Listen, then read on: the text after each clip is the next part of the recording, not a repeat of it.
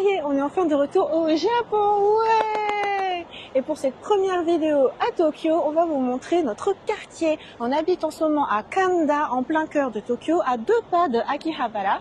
Et Morgane est toute excitée parce qu'on habite juste en face d'un lycée japonais. Trop hâte qu'il y ait les lycéens qui défilent avec leurs costumes, qu'on entende les sonneries de l'école, comme dans les animés et les mangas. Est-ce que tu crois qu'on va voir Ranma et Akane? Eh ben, c'est fort possible. Épanouie comme les roses et les fleurs de lys, mais Sakura, c'est Rosalis. Salut! C'est parti pour cette nouvelle vidéo. Allons-y! Et donc, il fait bien chaud. C'est bien chaud, hein? C'est le matin et il fait déjà 20 degrés. Comme on est dimanche aujourd'hui, on peut en profiter. Alors, et demain, parti. il y aura plein de salarymen, plein de lycéens, plein de office lady. Non, Morgane, il a traversé au feu rouge au Japon. Yashikanda. C'est le bord de l'école, on voit un stade. C'est le bord du lycée Hitotsubashi. Est-ce que la vie de lycéen en plein cœur de Tokyo, elle est fun? T'as vu, même pour indiquer les travaux, c'est trop mignon. On dirait Tom Nook, mais c'est Tan Tan. C'est vrai, c'est vrai. Et donc il fait chaud, quel cagnard. Moi, ressenti 30 degrés. En plus, je suis en tenue yoga. On est en novembre, je suis en t-shirt. La question est que Morgane va tomber la veste? On a un plan. Au Japon, les plans, ils sont faits. Tu les regardes, c'est la direction dans laquelle tu vas. Donc là, tout droit devant nous, on voit que c'est Kandagawa, la rivière qui est de Kanda, qu'on retrouve jusqu'à l'entrée de Akihabara. On a souvent fait des plans là sur ce pont. Rosalis dit c'est le pont de Akibarenja. Et puis il y a tout Akihabara qui est là. Mais aujourd'hui, on va là, tout à droite, c'est pas sur le plan, et on va retrouver la Sumida. Et bien sûr, quand on marche, il y a des distributeurs. Ah, ça c'est bien au Japon. Evangelion Campaign. C'est vrai. C'est-à-dire, qu'y a-t-il de spécial? Pocari Sweat, comme ça, sont mes préférés. Et Morgane, c'est le café, black. Ouais. Moi, c'est boisson sportive, Morgane, c'est café. Le café pas très fort, hein. Il faut bien le dire. Black. Et ensuite, une fois que tu bois, toujours mettre au recyclage. Ce que tu peux payer, par exemple, si jamais je voulais une boisson, je ferais tac et je paierais avec ma Suica qui est dans mon Apple Watch. Allez, pour la vidéo. C'est parti, on va se prendre une boisson Pocari Sweat, Suica, appuyez 2 fois. Oh, mais qu'y a-t-il? Pocari Sweat. Ça tombe bien, j'avais soif parce qu'il fait chaud. Trop bon et bien frais. Oh, c'est froid. Petit taxi go, il y a une salle de sport par là-bas.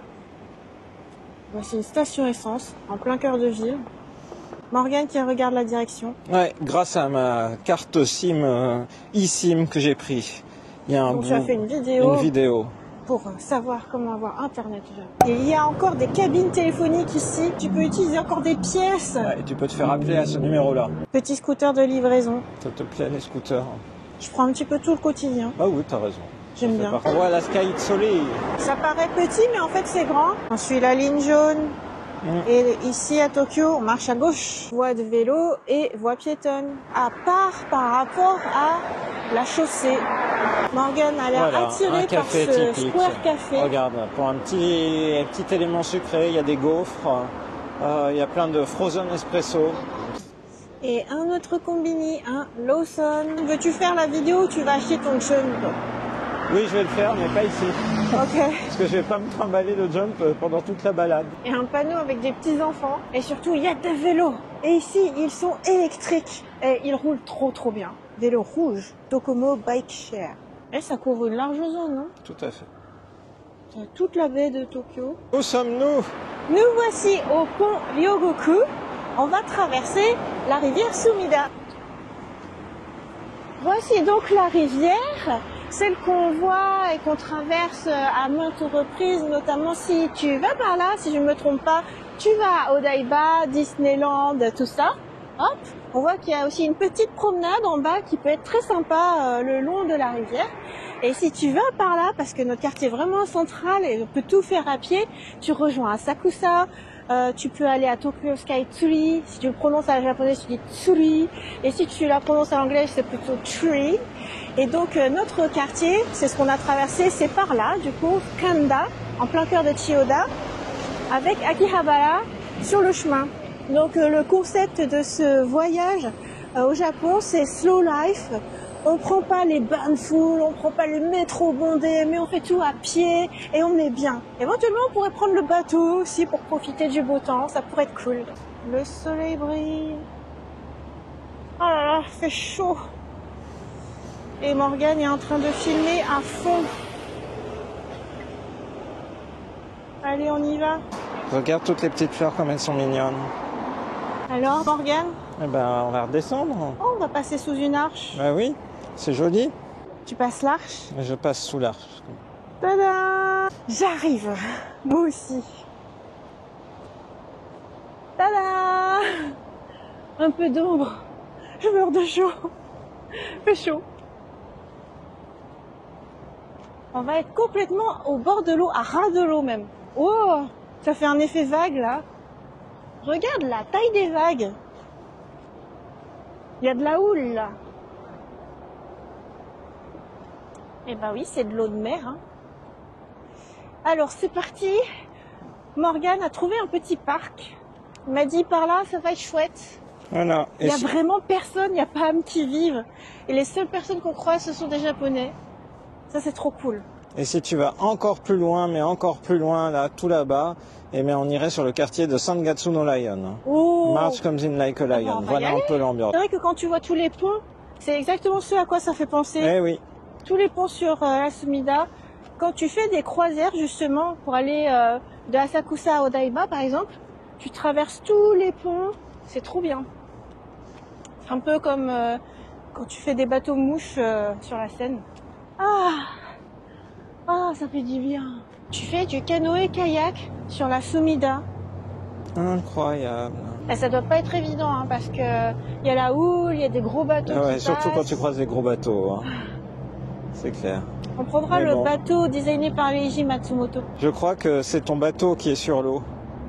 Ah ouais, quand j'ai amené ma maman pour ses 60 ans, je lui ai fait monter dans ce bateau. À peine on a atterri. Ouais. Et elle m'a dit, c'est incroyable comme t'as bien organisé. J'avoue, j'ai eu un coup de bol. Emeraldas qui s'appelle. Petit moment slow life. Pigeon japonais. Coucou. Dès notre arrivée, on a bien saisi la quantité phénoménale de touristes qu'il y a désormais au Japon. Post-Covid, ça c'est revenu au niveau de 2019, donc avant le Covid, et même ça a explosé encore plus. Il y a encore plus de touristes qu'avant. Ce qui est vraiment très net, alors que je pense qu'il y a un peu moins de touristes asiatiques, notamment de touristes chinois par rapport à pré-Covid. Hein, c'était ce qui était dans les statistiques à ce propos. Comme le yen est faible, si tu es européen, si tu es américain, tu as un pouvoir d'achat qui est vraiment très significativement supérieur à celui qu'on a pu avoir, ne serait-ce qu'il y a 10 ans quand on est venu travailler ici. Des touristes encore plus compressés qu'avant, notamment si on remonte plus loin vers Asakusa, ça va être bondé de monde. Mais dès que tu vas vers le sud, parce qu'il n'y a pas vraiment de monument touristique qui est réputé et que tu viens juste vivre en vie quotidienne, bah il n'y a personne, il n'y a que des Japonais. Franchement, j'adore, là, je peux rester des heures ici juste à regarder la Sumida. N'oublie pas que quand tu filmes en marchant comme ça, il faut que tu fasses la marche ninja. Faut que tu aies les jambes fléchies et que tu filmes comme ça. Oh, ça fait comme des portes. Là, il y a un mur. Ouais. C'est marrant parce que ça fait un peu occidental, esprit Gauthier ou ça. Et dessus, là, ce sont des briques rouges. Et là, t'as comme une porte. Oui. Mais genre, c'est pas de la peinture, hein. C'est vraiment la structure d'une porte. Et t'en as plusieurs comme ça fait une déco. Nous sommes ici, on est venu du pont Ryogoku. Voilà, il y a le parc qu'on vise, que Morgane a repéré à Macho. Et nous regardons en direction de Shin-Ohashi, le nouveau grand pont. Par là-bas, avec un pic un peu orangé. Et je trouve qu'il ressemble au pont Tabarly à Nantes. Oh, c'est marrant. Ouais, parce que ça fait un peu comme un mât de bateau. À Tokyo, il y a beaucoup de ponts. Il pourrait y en avoir plus à Nantes. Genre celui-ci, il est incroyablement efficace pour faire rouler les voitures. Tu vois les piliers qui soutiennent le pont, et puis tu as comme des vis sur le côté. Mais c'est spécifique à ce pont-là, hein, parce que le pont qui ressemble au Tabarly, là, c'est juste un énorme pilier, et c'est tout. Sur ce mur-là, en fait, c'est comme des estampes japonaises. Là où on était, c'était Sumidagawa Terrace. C'est toute l'esplanade. C'est toute l'esplanade. Hein. Ouais, jusque là-bas. Et même une fois, on avait mangé au Sumida Terrace Café. Le parc est par là. Morgane trouve que c'est joli de l'autre côté. On voit une structure qui fait penser à des bateaux. On est arrivé au parc Hamacho. Donc, on peut aller En fait, tu veux jouer au baseball avec les enfants, faire Morgane? du baseball. Il y a même des petites estrades. Et il y a un pigeon. Bonjour, pigeon Vas-y, japonais. installe-toi. Un grand espace alloué pour le sport. Hein. Ouais. Et à côté du stade, oh, bah il y a vraiment un parc. Mais bien sûr. Voilà. Moi, j'ai cru que tu t'étais trompé. Pourquoi je me serais trompé? Petit parc où venir se poser. Avec un petit étang. Petit étang entouré de pierres. Un Morgane, des vélos, des petites œuvres d'art, terrain de pique-nique. Très sympa comme petite vie tranquille. C'est un sport center ici. Oui. Qu'est-ce que c'est, Morgane, un sport center? Là, c'est un endroit municipal pour pouvoir pratiquer du sport, une sorte de gymnase de la ville. Et puis à l'intérieur, on voit qu'il y a un café. Il y a des petits vélos mignons.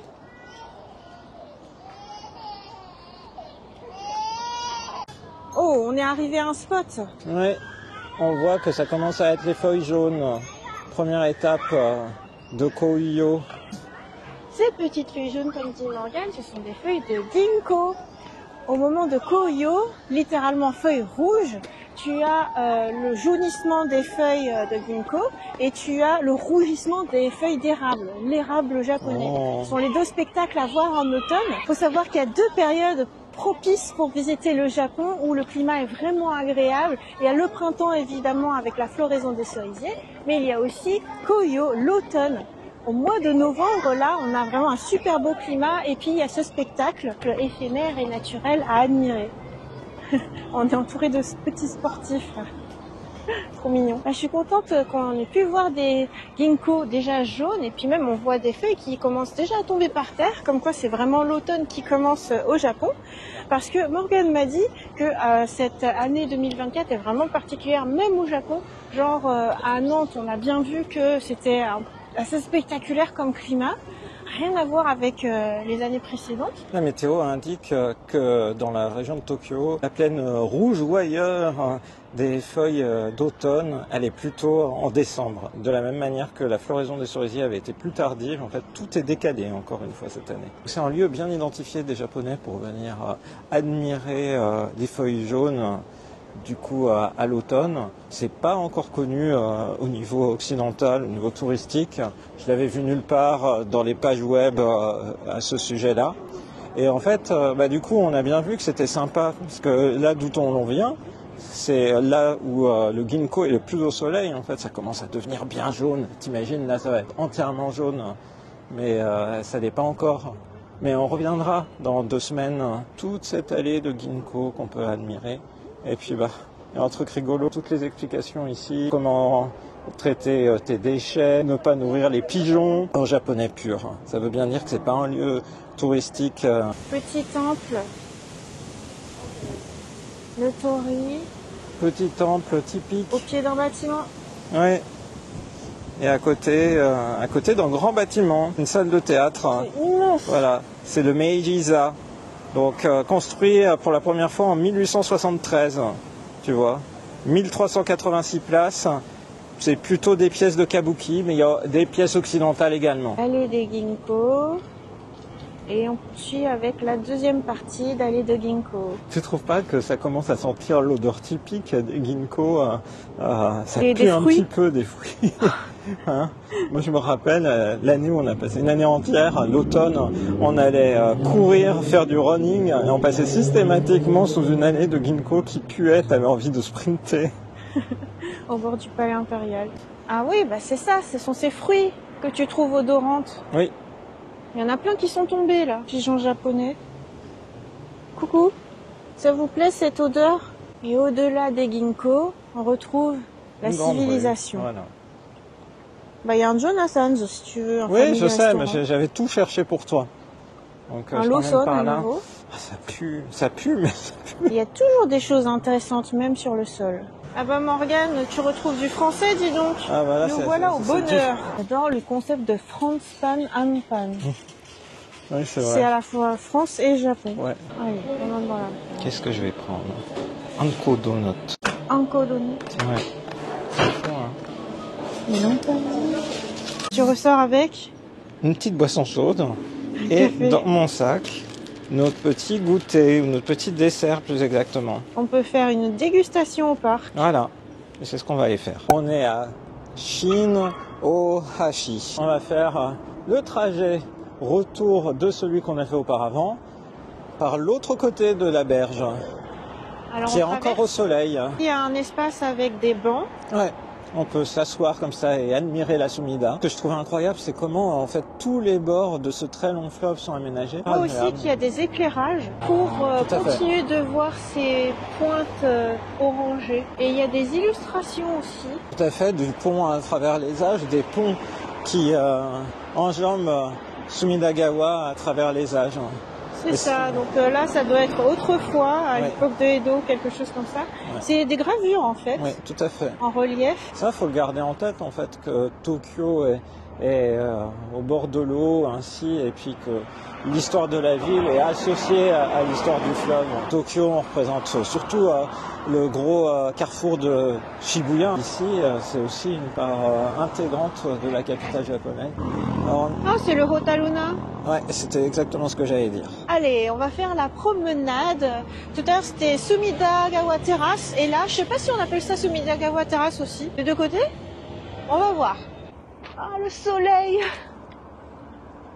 Là, on voit la structure du pont, on voit le bas. Tout est supporté au centre. C'est fou, hein? Et ce que j'aime bien avec ce pont, c'est qu'il monte pas trop, donc ça m'oblige pas à monter une côte trop. Il est presque entièrement plat, agréable pour les piétons en tout cas. Et c'est parti pour la promenade. Et par ici, il y a des immeubles avec du linge suspendu.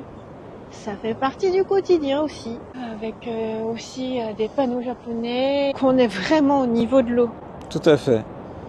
C'est fou. En tout cas, tu as eu raison, Morgane, de nous dire on passe le pont et on fait la promenade dans l'autre sens, parce que là, on a le soleil. Parce que de l'autre côté, ils sont complètement à l'ombre. Ah, dis donc, là, le bateau, fou, il a mis le paquet, là. C'est Il vrai. va super vite. Là, on rentre au bercail. Il faudra qu'on passe une petite rivière, Tatekawa, avant de reprendre le bord de la Sumida. Ah oui. Ok, ce sera l'occasion de montrer qu'il y a plein de canaux d'eau. On arrive là où je disais que ça faisait bateau, mais quand je le disais, on était de l'autre côté de la rive. Alors en fait, c'est un petit espace pour se poser avec un banc. Quand on regarde les gens pêcher, on se dit, est-ce que c'est un lieu de pêche qu'on apercevra dans l'animé Negative Positive Angler? Ah oui, c'est ça. Alors c'est très bien fait parce que il y a un petit moment où on peut plus être complètement à ras de l'eau parce que on passe un canal. Et nous c'est bien fait parce que on passe un petit pont qui est Ah créé oui. rien que pour les piétons. Et nous sommes au-dessus de la rivière Tatekawa. Il y a des feux, mais les jet skis ne peuvent pas passer par là. On en a vu tout à l'heure. Là, comme on est au bord de la mer, enfin au bord du fleuve, en fait, on a une odeur d'eau. Les promenades, des fois, dans les grands boulevards, comme on revient tout juste de Paris, tu te promènes rue de Rivoli. Ah, l'odeur des gaz d'échappement. Ça sent pas le ravioli. Ça sent pas le ravioli. Non, mais là, ça sent bon, ça sent l'air marin. Si on continue de monter, Ryogoku Bridge, il y a un stade, justement, si on continue, de sumo. On était allé voir du sumo là-bas. Quelle promenade incroyable, j'adore. On On aura a passé profité de l'ensoleillement un à super fond. moment dans une prochaine vidéo. Du On fera la coup, promenade inverse. vers le nord, vers Asakusa. En tout cas, la Samacho, vraiment parc quotidien japonais ultra agréable. On y est resté super longtemps. On a passé presque toute l'après-midi C'est ça. à faire des vidéos. On vous donne rendez-vous pour la suite dans une prochaine vidéo sur la chaîne de Rosalis. Bye Bye bye. bye. Qu'est-ce que tu fais? Bah, je regarde. Maintenant que Dragon Ball Daima a commencé et qu'il passe toutes les semaines, le vendredi à 23h40 sur Fuji Telebi, bah, il y a une campagne avec Lawson. Donc, c'est chouette. Donc tu veux faire tes courses au Lawson pour ça? Juste pour Dragon Ball Daima.